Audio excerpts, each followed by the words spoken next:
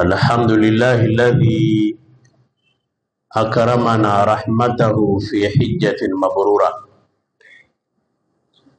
بها ننال مغفرا من ربنا وزلفة بوهبة من قربة. صل وسلم دائما على الذي علمنا مناسكا لحجة وأكرم صحبهم الأفاضل. وبعد، darasa yetu ya leo kwa mujibu wa ratiba ni kusoma madhumuni ya haji, madhumuni ya hija. Ndugu zangu, neno madhumuni maana yake ni makusudio. Kwa hiyo tunatakiwa kujua leo ni nini kusudio la mtu kwenda haji, ndio somo takalo lisoma. Na kusudio la hija limo kwenye maana yenyewe ya neno hija. Hili neno hija au haji ni neno la Kiarabu ambalo maana yake ni kukusudia, makusudio. Ndio hapo twasoma katika kitabu kinachoitwa Baharul Madhahib, i'lamu anna ma'na al-haji fi lughati al-qasd. Jua kwamba maana ya hija katika lugha ni kusudio. Wa minhu yusamma hadha al-hajju ash-shar'iyyu hija, na kutokana na maana hiyo hii hija ya kisheria imeitwa kwa neno hilo hija, lianna fihi qasdun ila baitillahi al-haram, kwa sababu ndani yake kuna kukusudia nyumba tukufu ya Allah subhana kwa ibada. Kwa hiyo na maana basi sisi wote tunaoitwa hujaji ni wakusudiaji, ni watu ambao tuna kusudio la nyumba tukufu ya Mwenyezi Mungu kwa ajili ya ibada. Lengo kubwa ni ibada, kujitumikisha katika namna Mwenyezi Mungu alioichagua waja wake aliowaumba kumtumikia yeye. Maana ibada ni kutumikia, ndio maana abdu ni mtumishi. Basi kachagua hija ni moja ya jambo ambalo ni lazima kwa mwenye kuweza. Sheikh Al-Khalil bin Ahmad, nimesoma maelezo yake katika kitabu Baharul Madhahib, anasema al-hajju kathratul qasdi ila man tu'adhim. Hija ni wingi wa makusudio kwa yule ambaye wewe unamuadhimisha. Akasema wala haju almasiru ila baitillahi khassa, na hija ni kwenda kwenye nyumba ya Allah subhana, ni kukusudia nyumba ya Allah subhana kwa ibada. Kwa hiyo tunaposema darasa yetu yaitwa madhumuni ya hija, maana yake ni makusudio ya kukusudia Mwenyezi Mungu peke yake. Hilo ndo lengo kubwa. Lengo kubwa ni kumkusudia Mwenyezi Mungu peke yake. Ndio maana katika Qur'ani anasema Mwenyezi Mungu wa atimmul hajja lillah wa atimmul hajja wal umrata lillah, mtimize hija na umra kwa ajili ya Mungu tu. na hakuna asiyejua kwamba ameamua kwenda haji. Hakuna asiyejua baina yetu hapa kwamba anakwenda kwa ajili ya Mungu peke yake. Kwa hiyo lengo lichungwe kwamba ni kwa ajili ya Mungu tu, na inshallah Mwenyezi Mungu atufanikishe malengo hayo yatimie. Ndugu yangu ambaye wewe ni haji, manake ni mkusudia kwenda haji, tayari wastahiki wewe kilugha kuitwa alhaji au kuitwa hajjati. Kwa nini? Kwa sababu tayari ndani ya moyo kuna kusudio. Kwa hiyo lughatan wewe ni haji na wewe ni hajjati. Kwa hiyo mahujaji na mahajjati mliohudhuria katika semina hii, nirudie kusema kwamba semina ni kitu muhimu sana. Ndio maana hii aya ni kama vile yatuambia tuwe tunahudhuria sana semina hii inaosema wa atimmu al-hajja wal umrata lillah, mtimize hija na umra kwa ajili ya Allah. Kutimiza hija ambayo ndio kusudio, na wanaokwenda umra kukutimiza umra lillah. Maana yake ni kwamba ili hija itimie lazima kuwe na sharti za hija, lazima kuwe ufahamu sharti za hija. Huwezi kufahamu bila kuhudhuria darasa. Ufahamu nguzo za hija, huwezi kufahamu bila kuhudhuria darasa. Ufahamu yaliyokuwa wajibu kwa haji, huwezi kufahamu bila kuhudhuria darasa. Na huwezi, na pia ufahamu sunna, mambo ya ziada ambayo yanahitajika kwa ajili ya kujikurubisha kwa Allah. Yote hayo ndugu zangu wapenzi, hayapatikani ila ni wewe kuhudhuria semina hizi za haji. Ndio kwamba kama haji haikutimia sharti, hazikutimia nguzo, hakukutimia nyajibu za hija, ujaenda hija utakuwa umeenda Maka. Na sisi kusudio letu ni kwenda wapi? Hija, na Mwenyezi Mungu atuwafikie. Na wewe kuitwa haji au kuitwa hija ni matokeo ya azali. Tunaposema ya azali, maana yake ni kabla hata hujaumbwa. Pia yasihi kusema hija ni mwito wa azali, yani mwito wa zama na zama kabla ya kuzaliwa. Baadhi yao waliitika hija, na watu wameitika hija wakiwa katika matumbo ya mama. Kuna ambao wameitika hija bado wakiwa katika aslabu rijal, katika migongo ya wanaume. Yani hujazaliwa ushaitika hija. Kwa hiyo kila aendaye hija ni muitika mwito. Kienda haji umeitika mwito. Kuna waloitika mara moja, kuna waloitika mara mbili tangu azali huko, kuna waloitika mara kwa mara, basi utakwenda haji mara kwa mara. Mwenyezi Mungu atujalie pia katika hawa.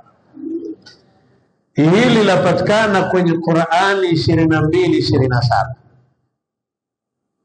Wa'adhin fi nnasi bil hajj ya'tuka rijalan wa ala kulli dhamirin ya'tina min kulli fajjin amiq.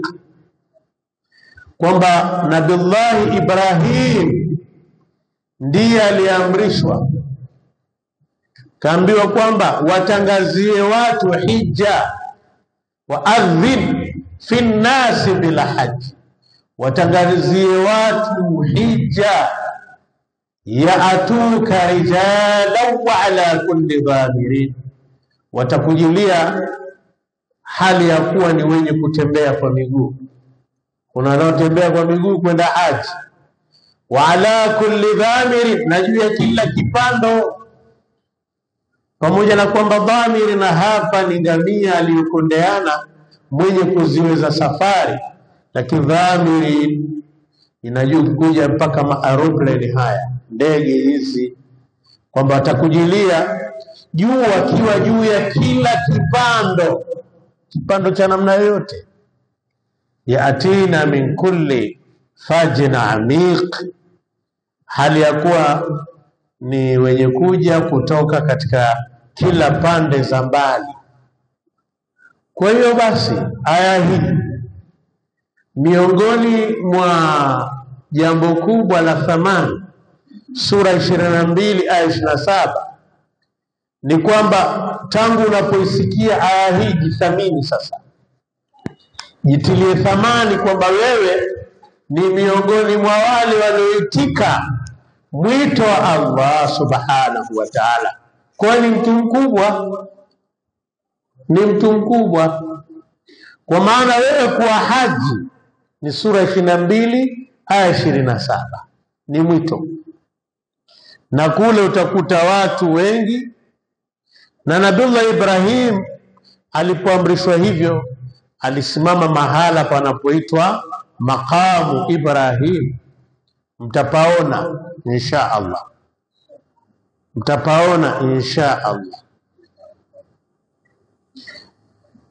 Hija wakati mwingine ni kama vile ni ile kwamba whole tour, ni kama vile safari tukufu, kuona mambo matukufu. Miongoni mwa mambo utakayobahatika nayo ni kuona maqamu Ibrahim.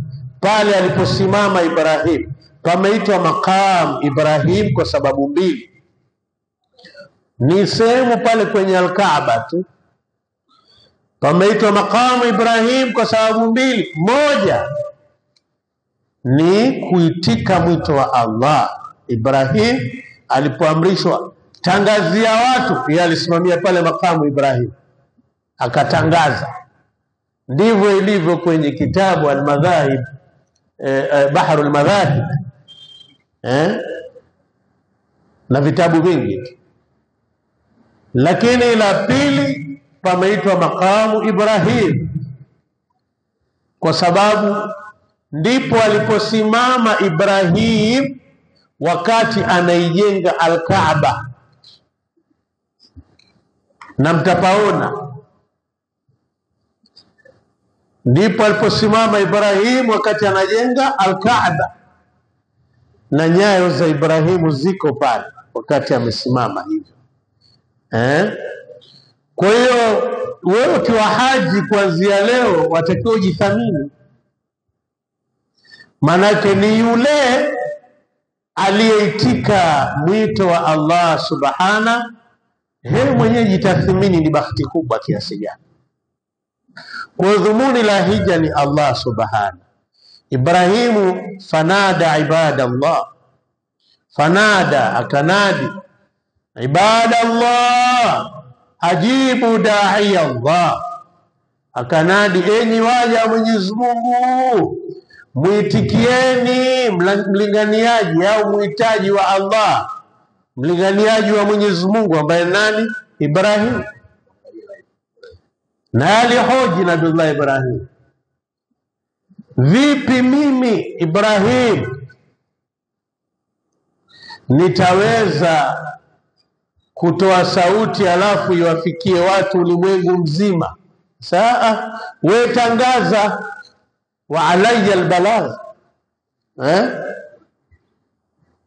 na ni juu yangu mimi kufikisha Allah. Kwa hiyo wewe ambaye sasa ni haji ni miongoni ambao sauti ya Ibrahim imesikika kwako na ukaitika.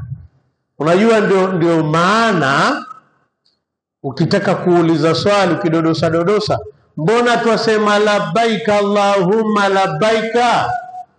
nimekuitika Mola wangu, nimekuitika. Labbaika la sharika laka labbaika, nimekuitika, huna mshirika Allah, nimekuitika. Ndivyo tunavyosema. Kisha mwambie Mungu, innal hamda wan ni'mata laka, innal hamda labbaik Allahumma labbaik, innal hamda laka wal mulk la sharika. Hivyo ni kila mtu tamsikia anasema hivyo.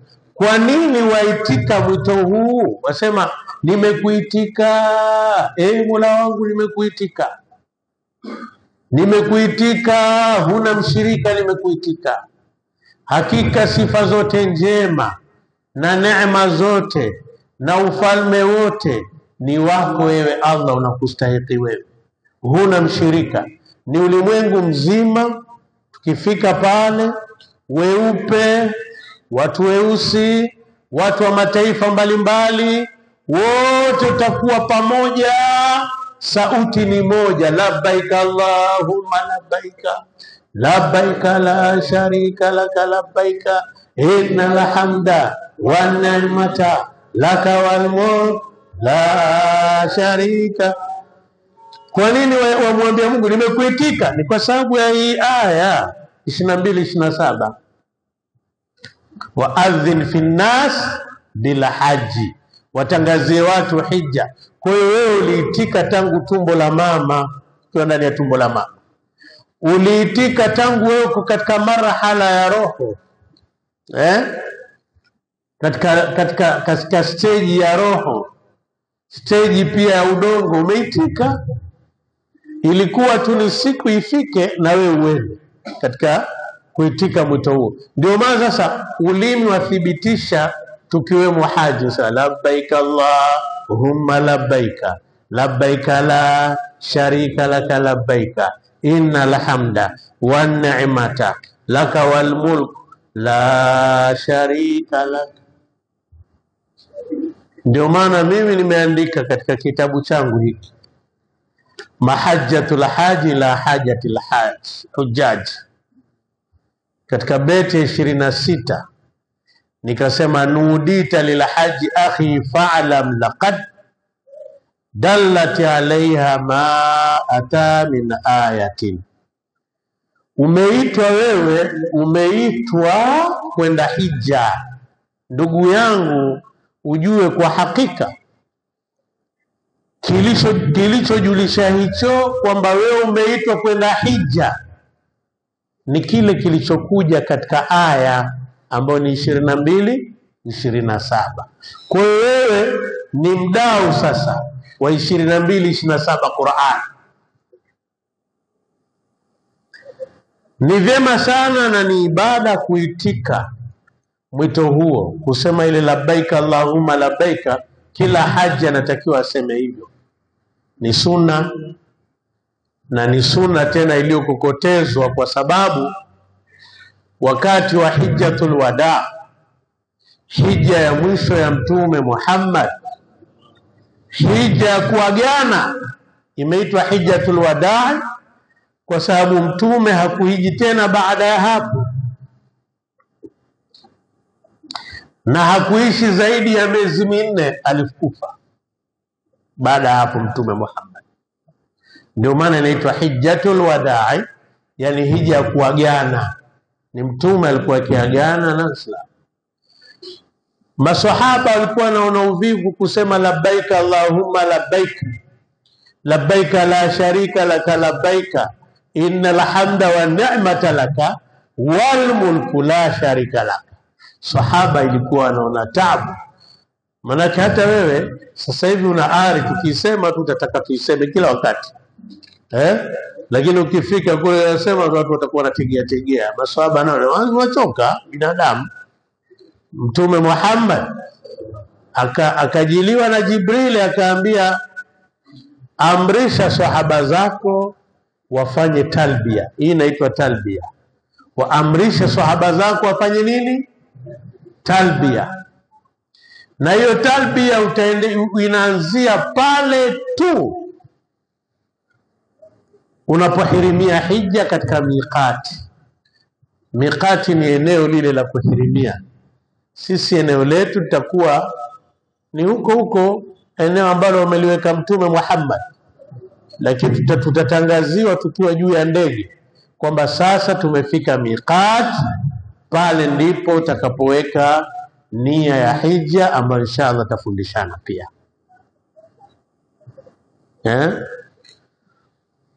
Kwa hiyo maswahaba wakaambiwa nyanyue sauti zao.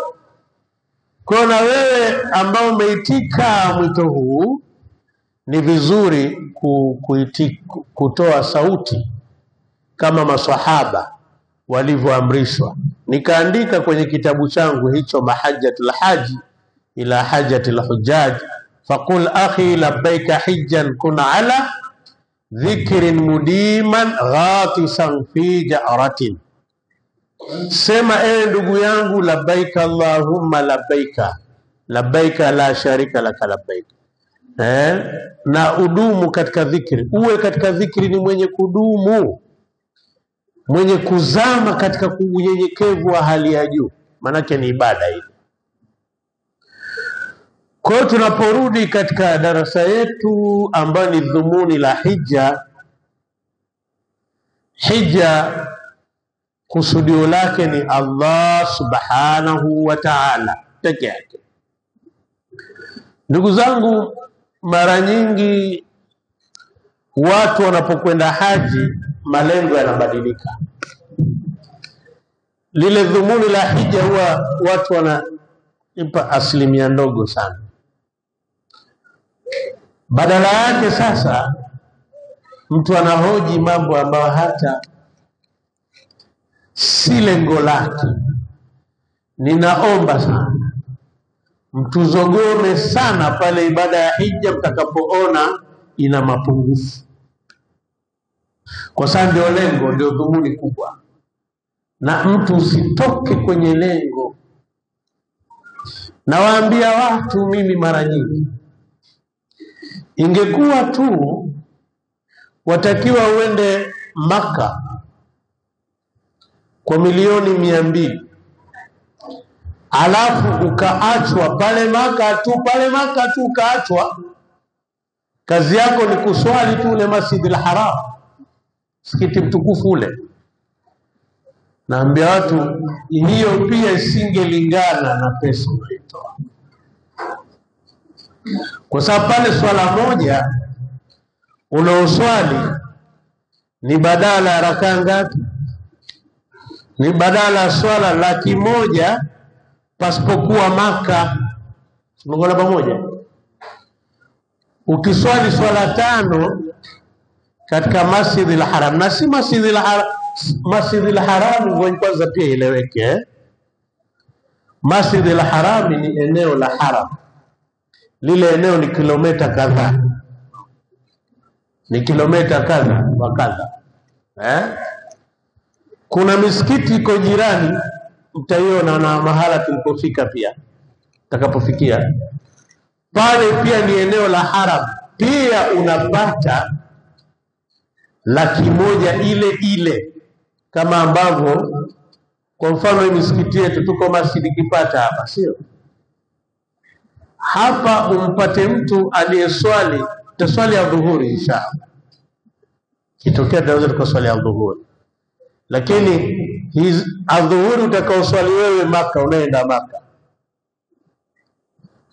huyu wa msikiti huu na misikiti mingine anatakiwa aswali adhuhuri 100,000 akukute kwa adhuhuri yako moja kwenye Masjidil Haram.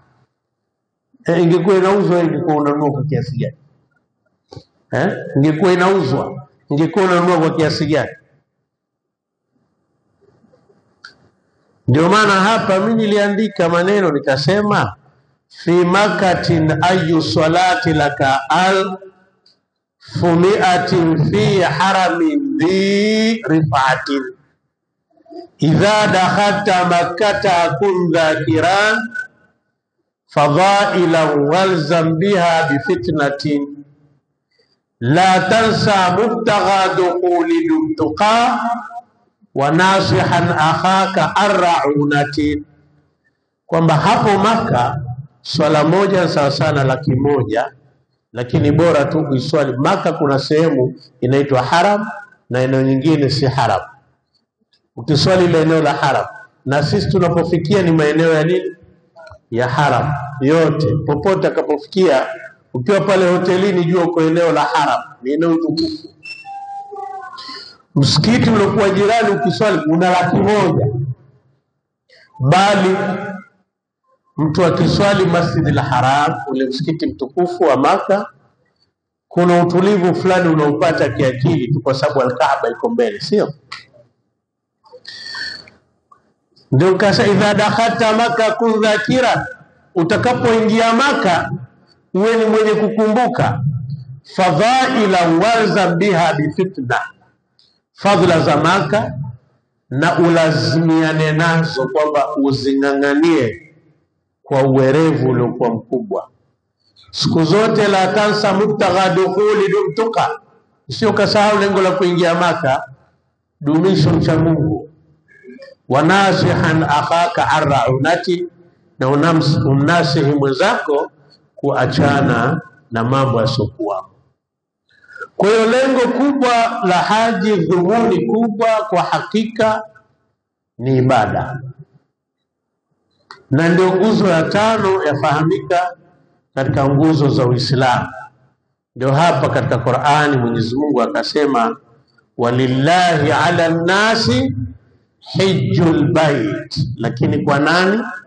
Man istataa ilayhi sabila wa man kafara fa inna Allaha ghaniyun 'anil 'alamin.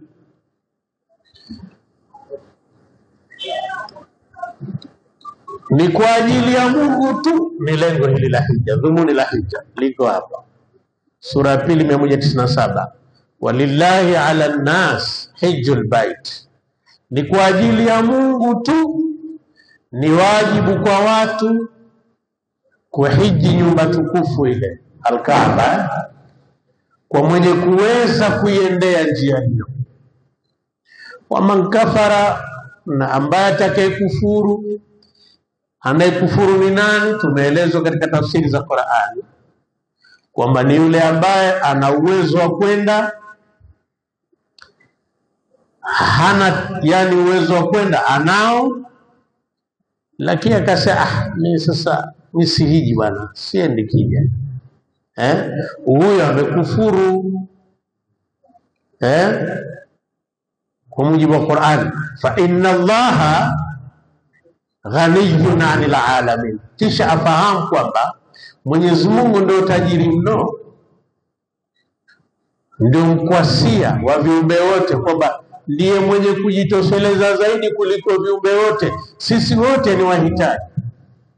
Si ukawa una fedha, ni tajiri, anza siendi. Sasa uende ujue tu kwamba fa inna Allaha ghaniyun 'anil 'alamin. Ukijua na umetosheka, ni tajiri, jua bado kuna mahitaji yanahitajika sana. Kwa hiyo lengo la hija, ndugu zangu, ni madhumuni ya hija, takasha nia yako, kwamba huendi kwa ajili ya jambo lingine lolote, unakwenda kwa ajili ya Mwenyezi Mungu peke yake. Naomba mahujaji wote mtakashe nia, iwe ni kwa ajili ya Mungu tu. Hii itakusaidia sana, itakusaidia, utakuwa unafanya mambo kwa ajili ya Mungu. Ndio narudia kusema, mtuzogome sana mtakapoona hija haikamiliki, na niwahakikishie kwamba kwa uzoefu ni kwamba hakuna ambaye atakayeacha kuhiji vizuri, awe mgonjwa awe mzee. Maana mtu anaweza kuwa tawezaje mimi ngoja niende, au utahiji vizuri sana. Hakuna ambaye tumewahi kwenda naye akashindwa kuhiji, na ni kwa sababu tunajua kwamba ni dhima kubwa mbele ya Allah kumchukua mtu huku kwa ajili ya hija alafu asiende kuhiji. Kwa hili tutasimama imara, tutahakikisha kwamba kila alienda haji lengo la hija litakamilika. Tusemeni wote inshallah. Ili dhumuni la hija, maana darasa yetu ni madhumuni ya haji. Darasa nyingi zitaendelea, semina tutakuwa tunaendeleza mara kwa mara. Ili madhumuni haya yatimie, sikiliza mambo haya. Ushauri. Katika ushauri, mtake ushauri kuhusiana na haji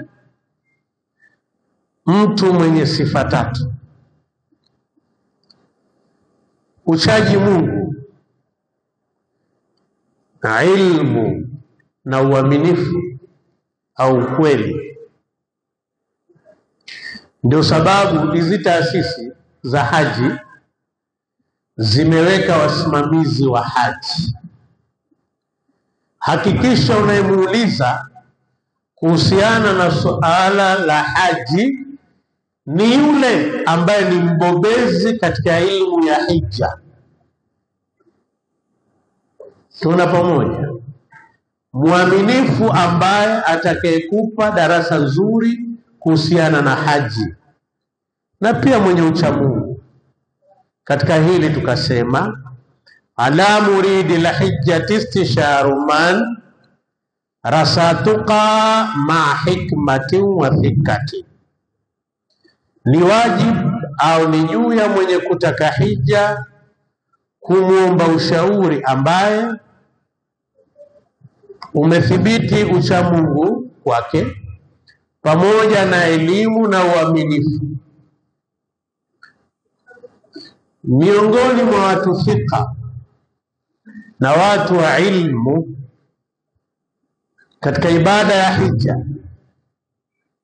ni Sheikh Abbas, ambaye ni thika, ni mtu wa ilmu, ambaye ana miaka zaidi ya 40 na anasimamia mahujaji, na viongozi ambao ndio watakaosimamia haji, na taasisi nyingine wapo watu ambao wanaosimamia haji. Kwa hiyo jambo hili ni muhimu. Ukitaka lile lengo la hija, madhumuni ya hija yatimie, hili lazima wamtaka nani ushauri. Msije mtu ambaye unajua huyu hija haijui, usimtake tu ushauri kuhusiana na swala la hija, atakupotosha na haji yako inaweza ikaharibika. Hija na mambo mengi. Ni vizuri anayetaka kwenda hija, ili lengo la hija litimie, alipe madeni yale yanayomwezekania. Ndivyo ilivyoandikwa na Imamu Nawawi katika manasiku la haji wal umra. Huwezi kulipa hilo deni, si kwamba hija yako itakuwa mbaya. Hija yako itaswihi, haina tabu. Lakini kama una uwezo wa kulipa, ni vizuri kabla ya kwenda haji ulipe deni. Najua deni ni dhamana kubwa. Ndio maana hata mtu akifa, moja ya jambo watu wanaosisitiza, jamani, mwenye ambaye anayemdai marehemu ajitokeze, kwa sababu ni kitu ambacho chazuia mambo mengi. Huwezi kulipa, siku za haji zimekaribia, na wewe maandalizi yako ni ya haji tu, huwezi kulipa. Usijikalifishe muda wa kuwa nia yako ni kulipa. Unakwenda pamoja. Tukasema qadha'u ma yalzamuhu min dainihi, kulipa lile linalomwezekania, lile ambalo la mlazim katika deni lake. Lakini katika kipindi hiki, i'maruhu awqatahu fi tauba, mwenda hija, tumia muda wako, uiamarishe nyakati zako, ziamarishe yani zimarishe nyakati zako katika kufanya toba. Kabla ya kwenda haji, jisafishe kwenda pamoja. Isiwe kwamba mwenda hija na unakuja jungu kwamba senda kusamehewa madhambi, ngoja mfanye yote kabisa, nikienda mimi sirudi tena.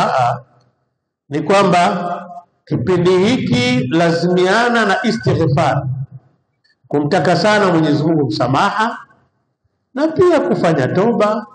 Kusudie kabisa, waazimie yale ambayo uliyofanya katika maasi hutorudia tena, wewe ndio umeshaachana na madhambi. Hilo ni zuri, ni zuri kwa anayetaka hija yake iwe nzuri. Pia hili ni zuri sana, jiandae hivyo kila wakati, mtaje Mungu.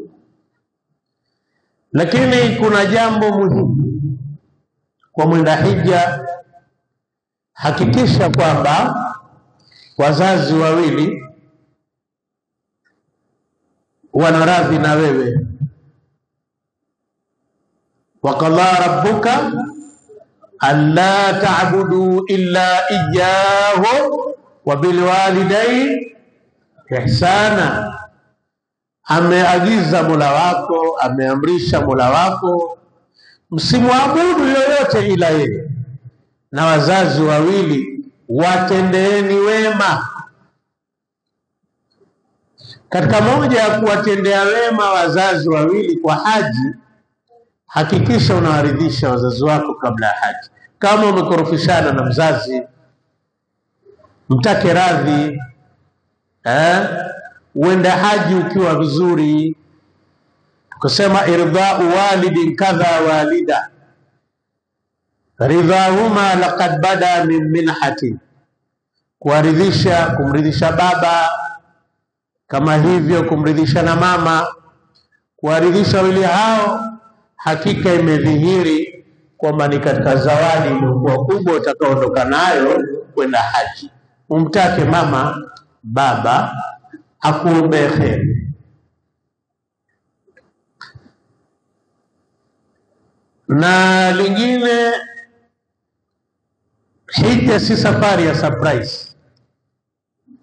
Surprise ni huko ukienda Ujerumani, ukienda London, ukienda sio wapi huko, fanya surprise zako.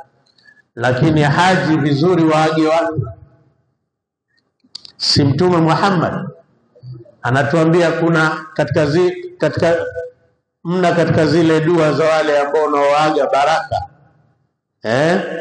kundha wada'i qabla rihlatin akhi fa inna dua manba'u lirahma, kuwa mwenye kuaga kabla ya safari. Ndugu yangu, dua ni chemchemu ya baraka, ni chemchemu ya rehma. Ni vizuri waage watu ile kwamba Mwenyezi Mungu akubariki, ajalie hija yako iwe mabrura. Mungu anaitika. Moja ya kipindi ambacho Mwenyezi Mungu anaitika dua ni ule wakati unapomwaga mtu kwa ajili ya safari. Kwa hiyo surprise kwa haji si nzuri sana. Watu wanapenda surprise kwamba shtukia nikashaenda. Kasema kwamba lingine katika matumizi ya yale utakaotumia kwa ajili ya haji, kule ukiwa Maka, hakikisha kwamba matumizi yako kwa ajili ya hija ni yale yaliyokuwa halali. Matumizi yako kwa ajili ya hija ni yale yaliyokuwa halali. Kwa hiyo kule tutumia dolari, ni vizuri uwe na dola. Kienda na hela za Tanzania, hata zikiwa mamilioni mangapi utapata tabu nazo. Lakini kile itakavyokuwa, iwe matumizi yako katika kipindi chote ukiwa Maka kwa ajili ya hija yawe ni yale matumizi halali. Haina maana kwamba ukiwa nje ya hija unatakiwa matumizi yaliyokuwa haramu. lakini hija ni jambo maalum, sio? Acha kugombana kwa kile unachokinunua kwa ajili ya haji. Tarku mumahatan ala ma tashtari lihijjatin halli lima fi nafqatin. Katika hija uwe makini, fuatana sana na mtu ambaye atakujulisha katika kujikurubisha kwa Allah. Sawa? Rafiki mzuri ni yule ambaye lengo lako litatimia, ndio kawaida hata katika maisha. Rafiki mzuri ni yule ambaye kuandamana naye na kuwa naye lengo litakamilika. Lengo letu kwenda haji ni kupata radhi za Allah, si ndivyo? Lakini ufahamu kwa pia ukenda haji, zawadi kubwa unayoipata ambayo ni tuseme ni golden chance, ni kusamehewa madhambi yote. Ni wazi yule ambaye hija yake itatimia vizuri, sharti zimetimia vizuri, nyajibu za hija zimetimia vizuri, nguzo za hija zimetimia vizuri, haswa haya matatu yakitimia vizuri, ambayo tutasomeshana insha Allah katika hizi semina zinazoendelea. Yakitimia hayo, wewe utarudi kama umezaliwa upya. Kuna pamoja, una dhambi. Ndio tukasema daluna ala taqarrubin li rabbina falzam bihi fala takun dha afwatin. Yule anayekujulisha kujikurubisha kwa Mola, kwa Allah, mng'ang'anie, shikilie huyo, lazimiana naye, usiwe mwenye makosa, ili usiwe mwenye makosa. Walillahi alhamdu, kitaasisi tumejipanga kuhakikisha kwamba hizi hafawati katika hija, makosa hayatopatikana. Tutasimama imara ili Mwenyezi Mungu aturuzuku hajjul mabrur, hija ambayo iliyokubalika, ili siku tunapokelewa pale airport iwe tuna sifa ya kunyanyua mikono kumwombea mtu, iwe tumesamehewa kweli, na inshallah Mungu atafanikisha haya. Ili lengo darasa yetu ni madhumuni ya haji. Hayo yote ukiyazingatia, lile lengo la hija litatimia vizuri. Wadaima tanaha kulli khana tanaha lisanai asna usbati. Milele wewe epuka kila mwenye maneno machafu, kusudia kwa ajili ya kupata nuru ya hija, kundi lilikuwa tukufu zaidi. Hili ni muhimu. Unapokwenda haji, unaweza ukamwona kila mtu ni msafi, lakini labda tuweke wazi hapa, kule tunakutana na mataifa mbalimbali na watu wa aina mbalimbali. Wakati mwingine wanaweza kukuharibia haji, hija yako. Pale unapotufu Al-Kaaba, kuna kiminyano kikali sana. Usiwe mwenye kushindana na watu pale. Ukitulia ukawa unatufu, unakuwa kama kwenye mawimbi ya bahari, upelekwa mpaka unamaliza zile. Usitake kuminyana, kupigana. Wakati mwingine mtu anaweza kukanyaga, mwingine ni makusudi, na ukataka upambane naye, waingiza dosari. Hija yako unaingiza dosari. Sawa? Mwingine anaweza kukutukana, mwepuke huyo. Lakini pia mkutana na watu wa namna mbalimbali. Mwingine anaweza kukutoa kabisa kwenye lengo la haji. akakuingiza kwenye mambo ya mitandao. Ndio sababu wengi, nimeona wengi wanaoenda haji wanaagana na simu. Kule anaagana na simu, kwa sababu simu yaweza kukushughulisha ikawa saa zote uko kwenye mambo yanayotokea Dar es Salaam, na mengi yaliokuwa kwenye mitandao ni yale atakayokutoa katika lengo, ndivyo sivyo? Kwa hiyo umwepuke mtu ambaye atakupeleka huko. Tukasema wadaiman tanahaku alladhi khana, daima umwepuke kila mwenye machafu, maneno machafu.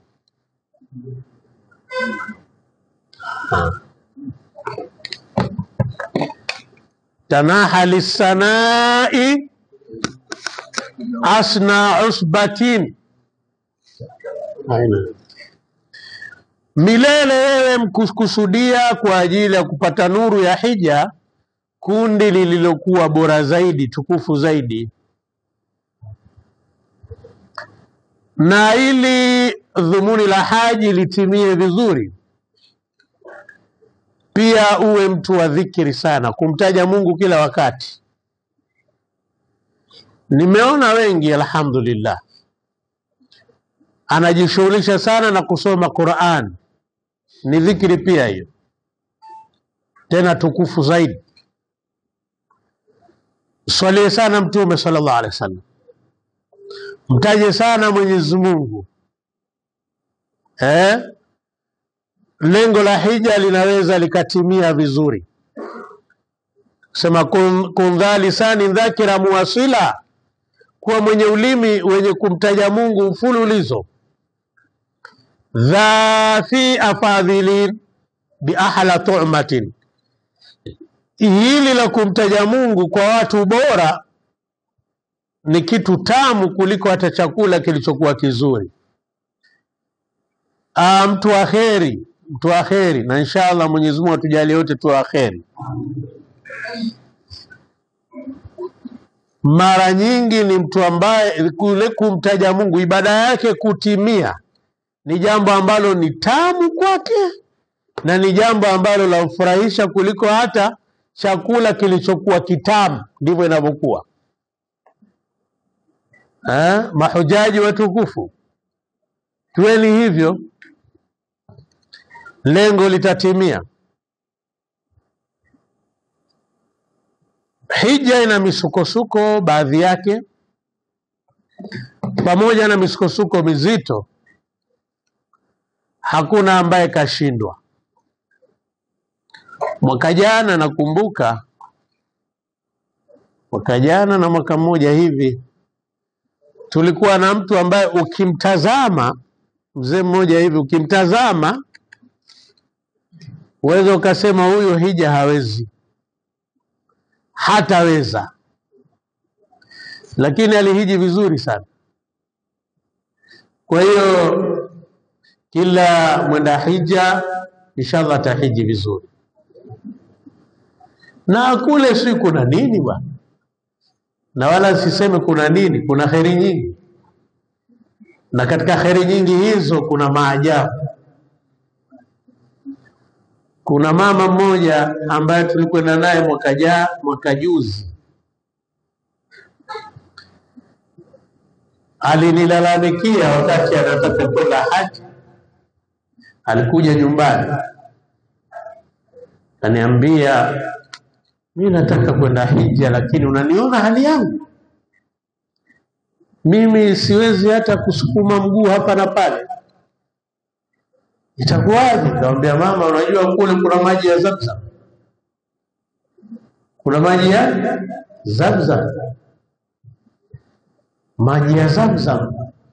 Wewe kania ni dawa ile, ukinywa ukaweka nia zako, wewe utakaa vizuri. Zamzam alimashuri bana, maji ya Zamzam ni kwa ile nia mtu ambaye hayo maji amenywewa, unaweka nia kunywa. Basi mama mwanae yule kwa ananiambia chakula chake ilikuwa sehemu kubwa ni maji ya Zamzam.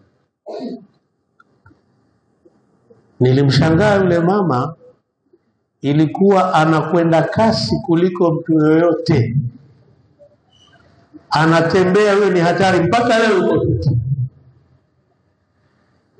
Kwa hiyo moja na wengi tuliokwenda nao haji walikuwa wagonjwa, wengi walirudi ni wazima kabisa. Hata mwaka jana tulikwenda na mama ambaye ana matatizo makubwa ya miguu, lakini yaliishia kule kule. Kwa hiyo sio na wasiwasi. Tunaweza kusema mimi kilo zangu hizi utaweza kweli? Kilo zako utaweza tu. Mwenyezi Mungu atubarikie. Sasa misukosuko ya hija ipo. Wakati mwingine unaweza ukaona karaha, jua kali sana.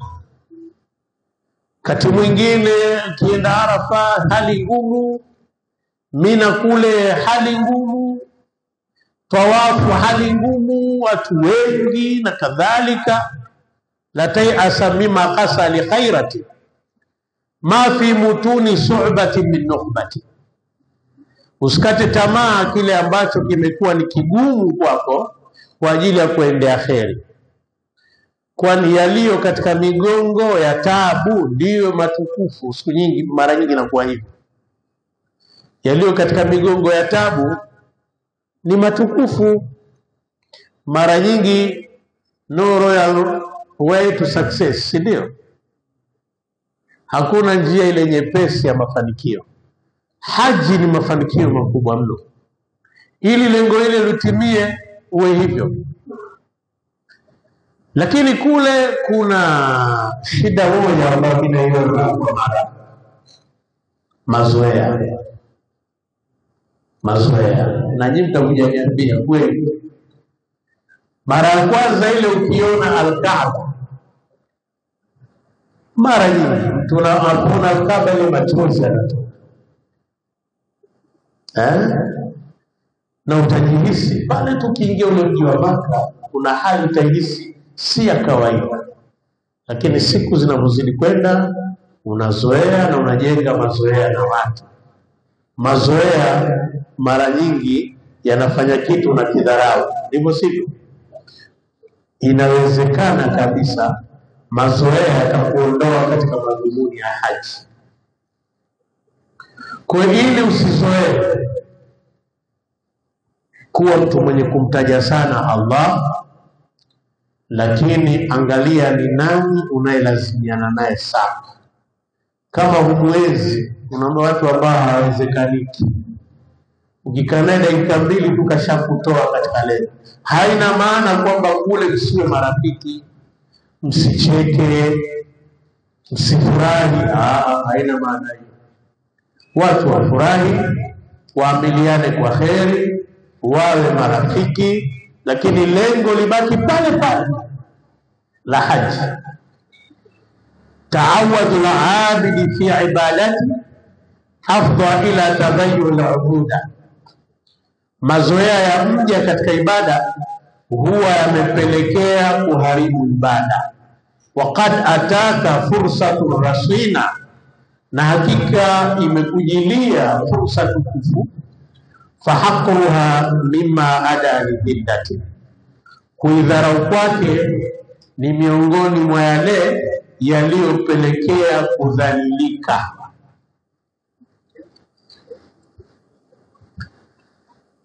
Kwa hiyo moja ya malengo makubwa ya haji, ndugu zangu, mambo ambayo atakaolinda yale madhumuni ya haji ni hayo.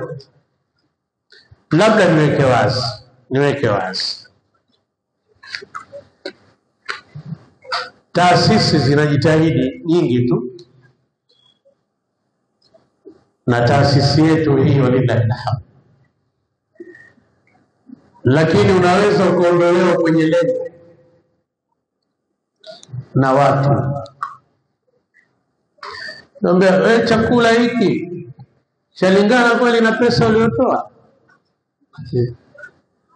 Nikuulize, ingekuwa unatoa milioni 100 alafu unatupwa tu pale Maka, chakula utajua mwenyewe na mambo mengine utajua mwenyewe.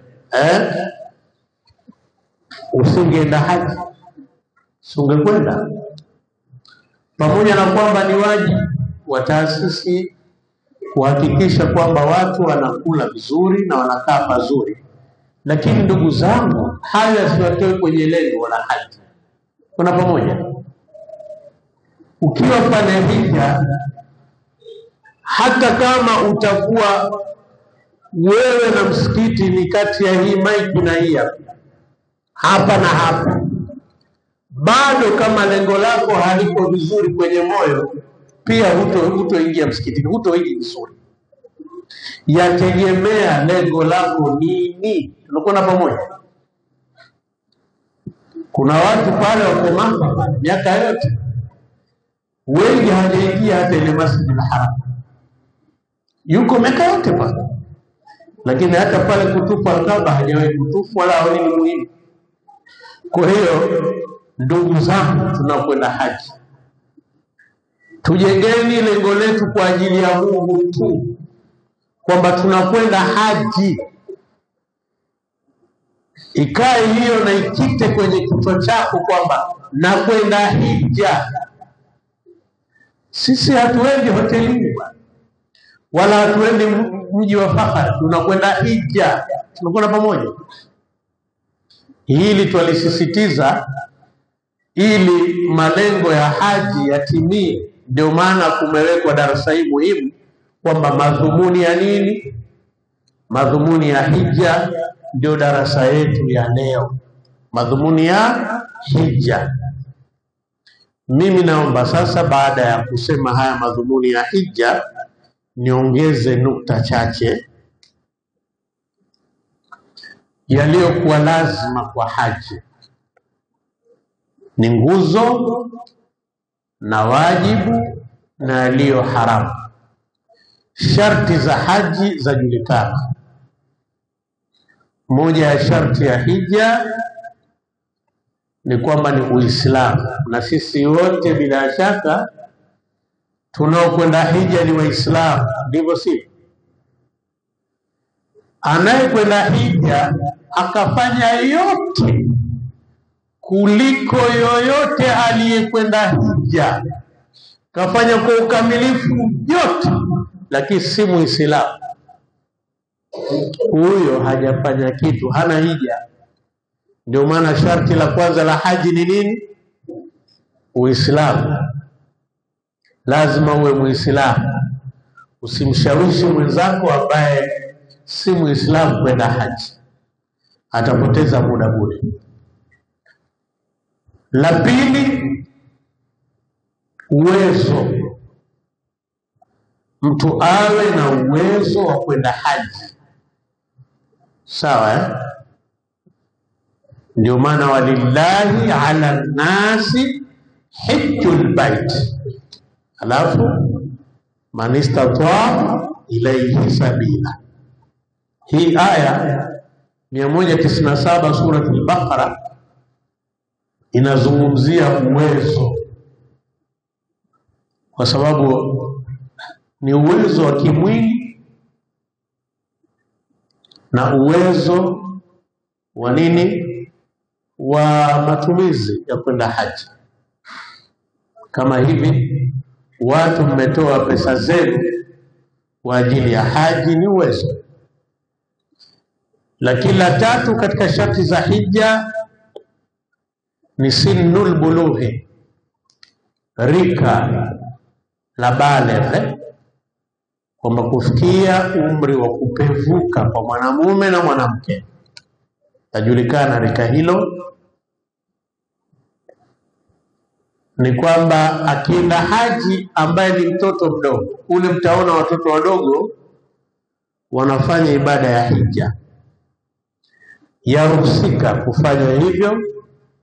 Lakini akisha baligh, ulazima kwenda kuhiji uko pale pale. Haiambii huyu alihiji akiwa na miaka 5 6. Atatakiwa aende tena haji akifikia umri wa baligh. La nne, ni takhliyatu tariq, kusafishika njia. Kusafishika njia maana yake ni kwamba lau kwenda haji isingewezekana ila mpaka kupitia Ukraine ambako kuna vita, hija isingekuwa lazima kwa sisi kwenda, ni kwa hatuendi. Ndio inaitwa takhliyatu tariq, kwamba njia iwe ni safi. Lau ingekuwa Kongo huko ambako kuna vita, hakuna njia nyingine kwenda haji ila upitie njia hiyo, basi haji isingekuwa ni lazima kwetu. Kwa Uislamu pia umezingatia amani ya mtu, darul mafasid aula min jalbil maqasidi. Wanatuambia watu wa usuli fiqh, kuondosha mambo ambayo ni mabaya ni jambo bora kuliko kuleta makusudio. Sharti nyingine katika sharti za haji ni kuwa huru, mtu awe huru. Kwa hiyo mtu ambaye hajiwezi kabisa, kwa mfano binti mmoja alimwendea Mtume Muhammad akamwambia, ya Rasulullah, baba yangu ni mtu mzima sana sana kiasi mgongo wake umepinda na ni mgonjwa, hawezi kabisa haji. Je, nikamhijie? Akasema, nenda kamuhijie. Ila kumhijia mtu sharti yake ni kwamba na wewe uwe ushaenda hija, kwa sababu hija ya lazima ni mara ngapi? Mara moja tu. Mtume akamwambia kamuhijie, lakini sharti ni hiyo kwamba na yeye awe tayari alishahiji. Ikiwa hujawahi kwenda hija, huwezi kumhijia mtu mwingine, umefahamika, mpaka wewe uwe umeenda hija. Na hija anahijiwa hata aliyekufa. Ndio yule binti pia alimwendea Mtume akamwambia, mama yangu amekufa, je, nikamuhijie? Mtume akamwambia, nenda kamuhijie.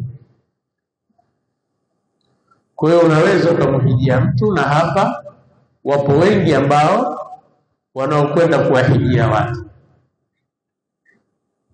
Mwenyezi Mungu azikubali hija zetu.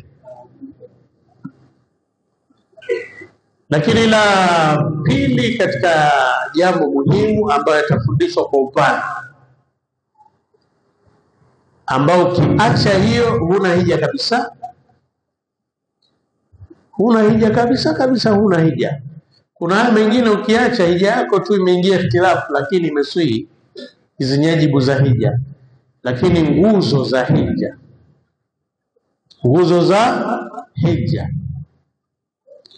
nguzo za hija ni lazima ni kuhirimia. Ndugu zangu,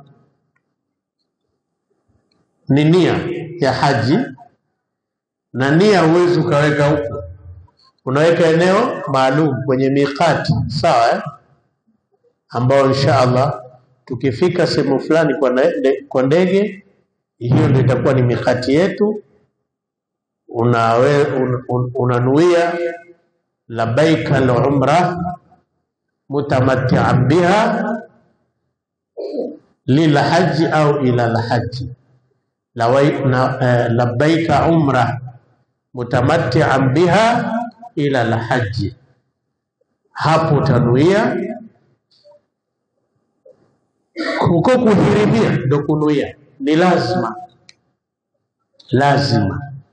Ukiacha kuhirimia hija, huna hija. Hiyo nia ukiacha, huna hija. Lakini ni wajibu yani lazima sasa uhirimie kwenye miqati, eneo maalum. Darasa zina hizi hapa na gusagusa tu, lakini darasa zitakazokuja zitaweka wazi zaidi. La pili katika haji ni kutufu. Tawafu al-ifadha.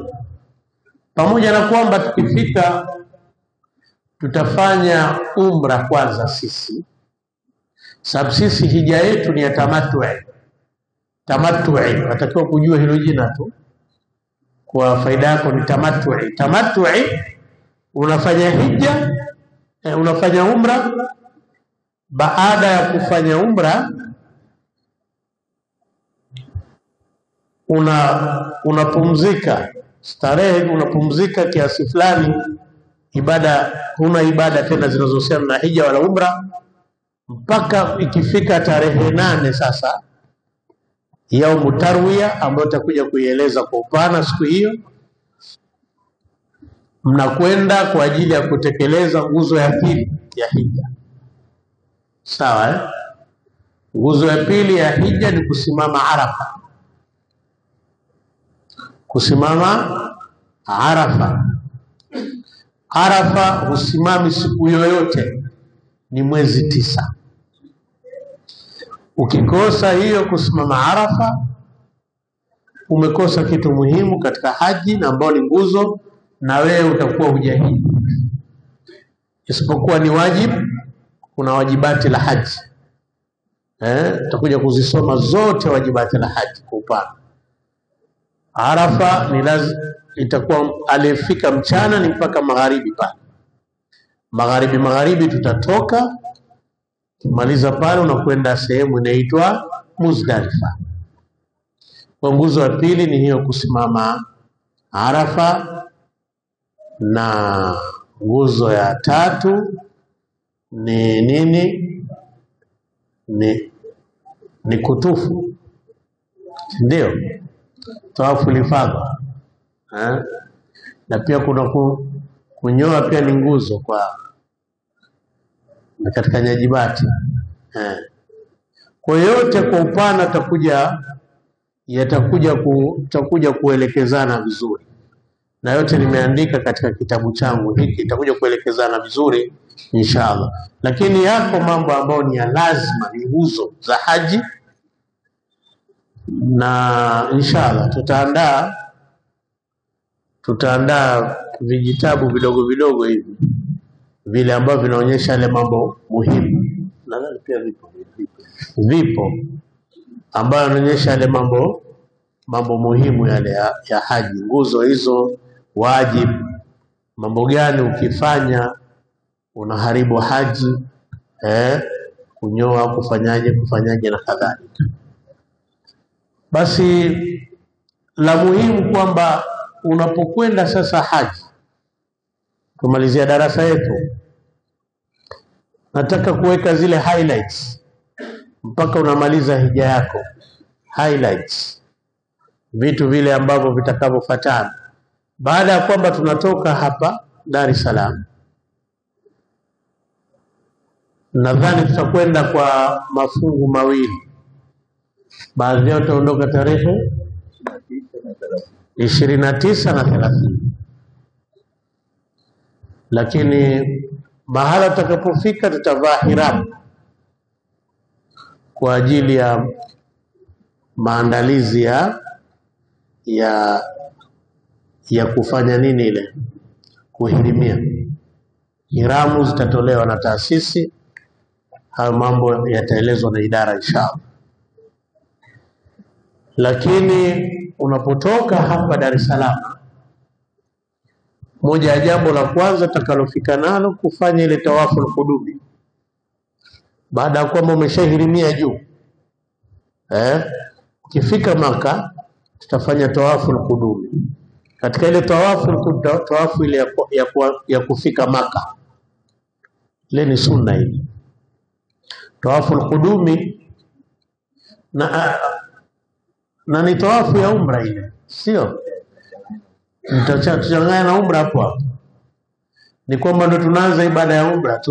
Tawafu pale ukishafanya ni mizunguruko 7, itaelekezwa namna ya kufanya. Tukitoka hapo katika tawafu al-qudumi tunakwenda kusai baina Safa na nini na Marwa. Tutakwenda baina Safa na Marwa, tutaelekezana kwa vitendo inshallah katika semina zinazokuja. Na baada ya hapo mtu anatakiwa anyoe, ni kupunguza tu. Kwa Imam Shafi unaanza nywele 3 na kuendelea. Imamu Abu Hanifa kuanzia 4 na kuendelea. Imamu Maliki sehemu kubwa ya kichwa utaondoa, lakini almuradi tu utaondoa nywele kwa kiasi fulani au utaondoa zote, lakini lazima ubakishe, kama nywele zako zachelewa kuota, ubakize ambazo zitakazo kufanya ukiwa kwenye haji upate nywele za kuondoa pia. Tunaona pamoja. Kwa unaweza ukaondoa kwa kiasi fulani. Shondoa hapo, umeingia kwenye kitu kinachoitwa tamattu'i. Mnavua zile hiram, sasa mnakuwa huru, watu wanafanya ibada zao Masjidil Harami, wapi. Zile ibada unazozifanya kwenda Masjidil Harami kuswali, kufanya nini, zile sio katika hija.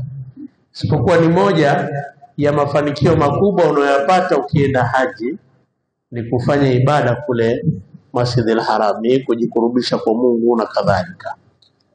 Watu wanataka kuendeleza kufanya umra wanafanya. Yote hayo inshallah tutaelekezana. Wanawake wao ni kupunguza kiasi ya nywele tu, kiasi, si kukata zote, kiasi fulani tu kidogo. Tutakaa pale mpaka siku ya 8 mwezi 8 tuko Maka. Mwezi 8 pale tutaondoka, tutakwenda kulala Mina, na ulalaji ule wa Mina si lazima kwa siku ile, pale ni sunna. Tutalala, asubuhi yake tutakwenda viwanja vya Arafa. Pale Mina adhuhuri na alasiri uswali kwa kujumuisha, lakini adhuhuri utaswali raka 2 na alasiri utaswali raka 2, kila moja kwa wakati wake. Tunaona pamoja ni highlights tu hizi ambazo vitu ambavyo msururu mzima wa safari yako nataka tunazungumza. Mwezi 9 tutakwenda katika viwanja vya Arafa mpaka magharibi hivi.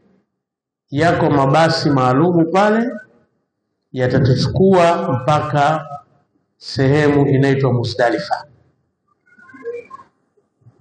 Muzdalifa ni wajibu kwenda pale kulala kwa kiasi fulani, kupita lile eneo, lazima upite lile eneo la uwepo, lile eneo la Muzdalifa. Muzdalifa tunakaa pale mpaka alfajiri, ila al-ghalas, mpaka alfajiri, mwangaza ule wa alfajiri, mapambazuko alfajiri.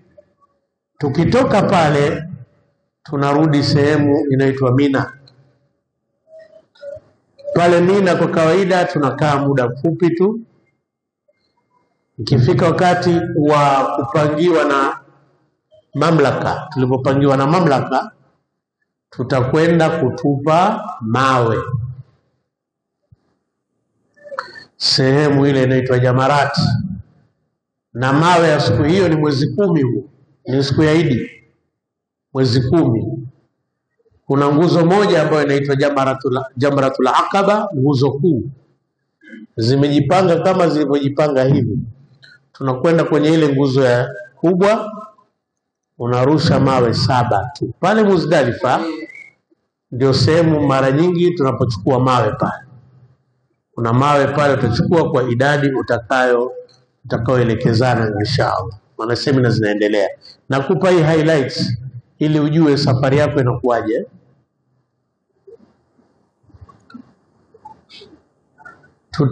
Tutakwenda Mina kutoka pale alfajiri Muzdalifa, na pale tunatembea tu. mpaka Mina. Mina tumefika sasa. Mina tunakaa muda fulani. Wale ambao ni watu wazima, watu hawajiwezi, yaruhusika katika sheria kutupiwa mawe. Baada hapo watu watakwenda kule Jamarati kama nilivyosema, kupiga ile nguzo kuu Jamratul Aqaba, mawe 7. Tunarudi tena Mina. Pale watakiwa tutalala Mina pale mpaka mwezi 12. Hapo tuko mwezi 10. Takuwepo mwezi 10 pale, mwezi 11 na mwezi 12. Mwezi 11 na 12 ni wajibu pale kulala Mina.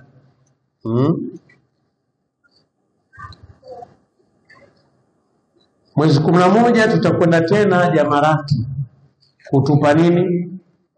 Mawe. Na hapa si mawe 7 tena. Ni mawe mangapi? 21. Nguzo hii utapiga 7. Jamratu Sughra, Wusta, Kubra 7 hapa, na hiyo ya kati 7, na ya mwisho utapiga 7. Jumla 21. Sawa Mwezi 11 huo tunarudi tena pale Mina. Mwezi 12 tuarudi tena kupiga mawe. Nguzo ya kwanza, ya pili, ya 3. Hizi nguzo zimejipanga hivi kwa umbali fulani tu. Jumla ni mawe mangapi hayo? Yale 7 mawe 49. Ukishapiga mawe yako hayo 49, ndio ibada ya kupiga mawe kwa mwaka huo imekufutu. Tarudi tena. Maana yake ile tukishatupa mawe ile Jamratul Aqaba ile tuenda na kurudi nyuma, sio? Lile nguzo kubwa inaitwa Jamratul Aqaba. Ushapiga 7 yale, utakwenda kunyoa. Shanyoa utavua tena zile hiramu. Sasa mwezi 8 tutavaa tena hiramu. Utazivua, utakuwa sasa uko huru. Unavaa kanzu zako na nini, anayevaa suti zake hivyo. Umefahamu? Tunakwenda kutupa mawe na kurudi. Mwezi 12.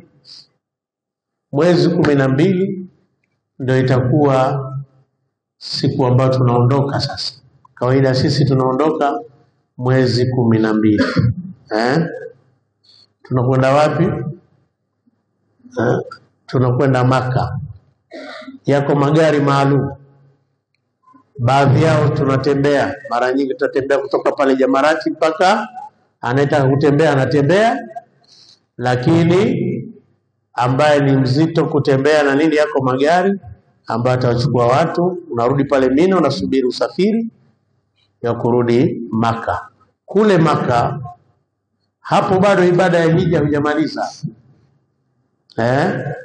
Kuna tawafu 2.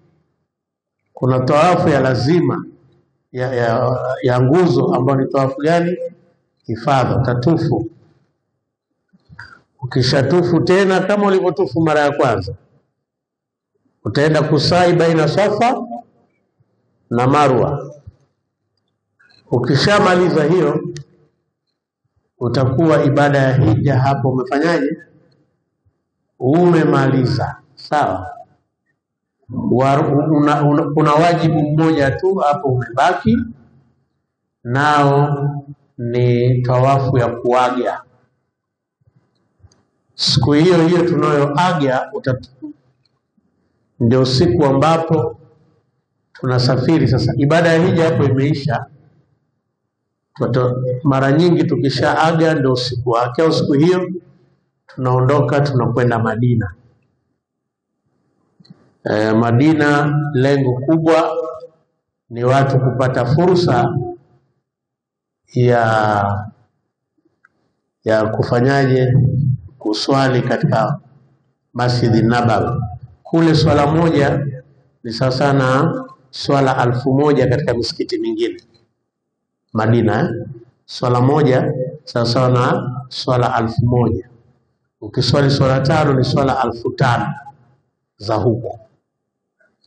Mimi nikwambie tu, kwa swala 5000 unaweza ukaziswali mpaka lini? katika umri uliobaki. Swala la kitano, je, kwa siku moja unaswali swala la kitano Maka? Kuna ambaye umri wake ulivyobaki anaweza akaswali swala la kitano? Huwezi, ni miaka mingi sana, lakini unapata kwa siku moja. Kwa hiyo unapokwenda Maka, zingatia madhumuni. Ndio darasa yetu ya leo, madhumuni ya kwenda Maka, lengo, kusudio ni nini? Kusudio leo moyoni, mimi nakwenda haji, na Mwenyezi Mungu atubarikie hija yetu. Tukifika Madina kule, yako mambo ambayo tutayafanya pale pale Maka. Kwanza zile siku 8, zile siku kadhaa zile, kabla hatujaenda Mina, tutazunguruka vituo vya kihistoria, mahala ambapo mtume alipopewa utume. Tutakwenda inshallah Jabal Nur, tutakwenda mahala mtume alipopewa utume, wewe upaone kwa macho yako. Mahala ambapo Qur'ani iliposhuka, ndio hapo hapo. Iqra, ile unayosoma Iqra bismi rabbika alladhi khalaq. Sasa wewe utapata bahati ya kwenda eneo ambalo Iqra ilishuka, hiyo Iqra bismi rabbika alladhi khalaq. Tutakwenda kitaasisi, huwa tunakwenda huko, lakini pale pale Maka tutakwenda Jabal Thawri, mahala ambapo mtume alipoingia na Abu Bakar wakati wanahama kutoka Maka kwenda wapi? Madina. Tunawapa dondoo tu za baadhi ya mambo yatakayofanyika kule, lakini pia tunakwenda wapi? Huko Muzdalifa, Mina.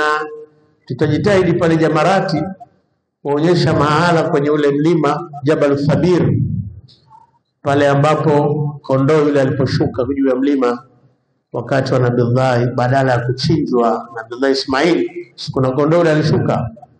Basi ule mlima ule utauona maeneo ya Jamarati. Tutapita huko na Muzdalifa na Arafa kabla ya Madina. Napo vile vile tutakwenda maeneo matukufu, sehemu palipopiganwa vita ya Uhud. Inshallah tutakwenda katika Jabal Uhud, utapaona na maelezo yake pale yatatolewa.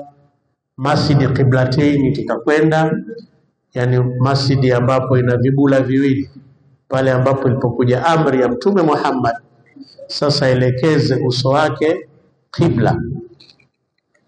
Qibla ambapo tunaelekea sisi Al-Kaaba. Ukiswali hapo tunaelekea Al-Kaaba. Sasa katika ule mji wa Maka pale Al-Kaaba, ukiswali walokuwa huku wanaelekea huku, waliokuwa huku wanapaelekea huku, waliokuwa huku wanapaelekea huku, na huku wanaelekea huku, kwa sababu pale ni uwakilishi wa watu wote duniani, maelekeo yao. Kile tunachokielekea wewe utakwenda na utakishika inshallah Al-Kaaba. Kwa hiyo safari ni kubwa. Sisi uongozi tuwape hongera sana kwa makusudio ya kwenda haji. Unakwenda safari tukufu, safari kubwa. Tumuombe sana Mwenyezi Mungu akupe afya njema na atukutanishe na siku hiyo ya safari twende.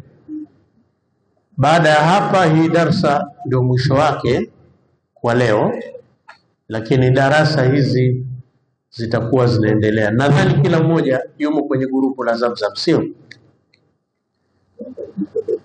Kama hujajiunga na grupu la Zamzam, ujitahidi uonane na uongozi. Babali simama, na watu wa idara simameni.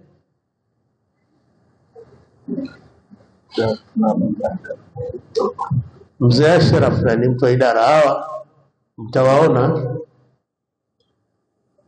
Hawa Babali yule watashughulika na swala la watu ambao hawajajiunga na magrupu, mtawaona. Yako mambo muhimu kabla ya kwenda haji. Ndio maana mnamuona Dr.